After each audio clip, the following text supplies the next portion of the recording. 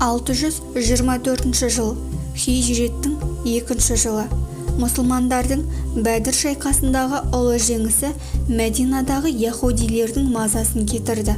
Пайғамбарымызбен арада бейбіт келісім бола тұра, олардың жасырын түрде мұсылмандарға қарсы ұйымдасатыны білінетін. Алладан хақ кітап түскен халықтың өкілдері болғандықтан, Әзірет Мұхаммед олармен өзара түсіністікті сақтауға ерекше мән беретін. Соған қарамастан, яһудилер опасыздықтарын бірде ашық, енді бірде жасырын жария қылады. Шайырлары пайғамбарымызды мазақ өлеңдеріне арқау етіп, мұсылмандардың намысына тиетін жырларды көпшілік арасында шабыттана оқып, өркөкіректікті танытатын.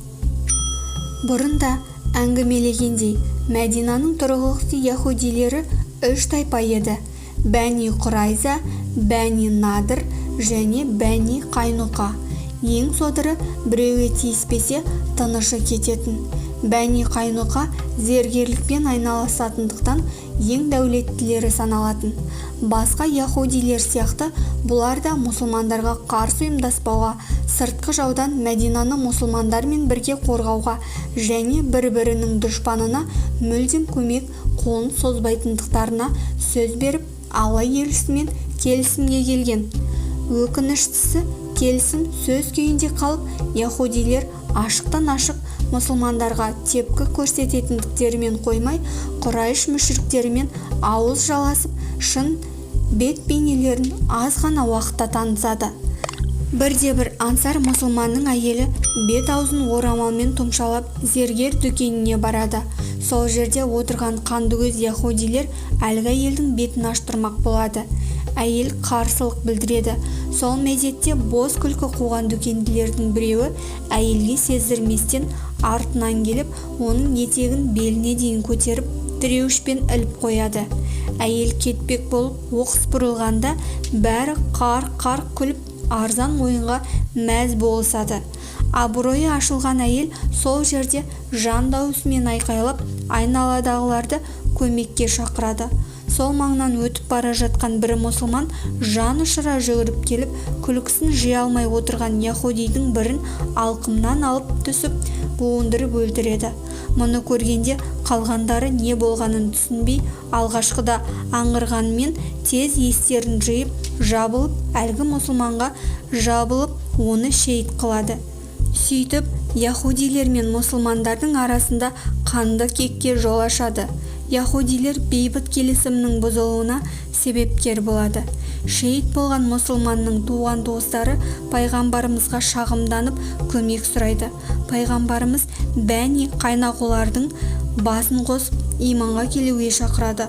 Бұлайша бет албат ойларына келгенін жасауды тыймаса, Бәдірдегі мүшриктердің халі бастарына келетінін ескертеді. Яһудилер мұны да місе тұтпайды. Уа Мұхаммед, сен нағыз шайқастың не екенін білмейтін әлде біреулерді жеңгеніңе малданба. Біз олар сияқты емеспіз. Соғысудың қыр-сырын жақсы білеміз. Бізбен соғыссаң, сонда ғана біздің кім екенімізді түсінетін боласың, деп жамырай шуласып тарайды. Өр көкіректеніп, пайдана сөйлеген яһудилердің барар жері Алланың атында аян болды. Әли Имран сүресінің 12 аятында күпірлік қылғандарға сендер жер болып жеңілесіңдер және жаппай тозаққа айналасыңдар. Ол қандай жаман жатақ еді деп айт.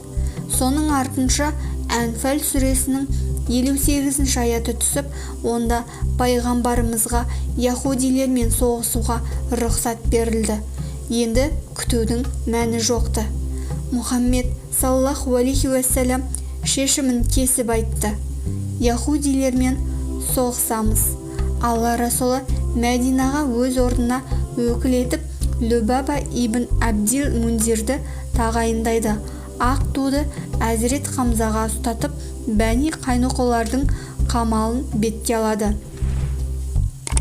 Мұсылмандардың шайқасқалы келе жатқанын көрген яһудилер қамал қақпаларын тарс бекітіп тығылып жатып алады. Мұсылман әскері қорғанды қоршауға алады. бекініс 15 күнге созылып, ақыры яһудилер берілгендіктерін мойындайды. Пайғамбардың бұйрығымен яһудилердің қолдары арттарына байланып тұтқындалады. Болған жайттан бүкіл Мәдина құлақтанып үлгереді. Яһудилердің мұсылмандарға берілгенін естіген сәтте мұнафиқ Абдулла ибн Убай пайғамбарымызға келеді.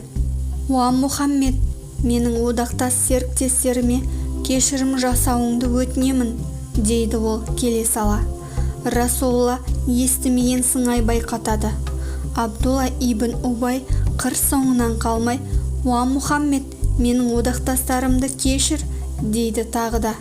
Мұхаммед пайғамбар саллаллаху алейхи уассалам теріс қараған күйі тұра береді. Мұнафиқ басшысы тағы бірнеше қайтара өтініш қайталайды.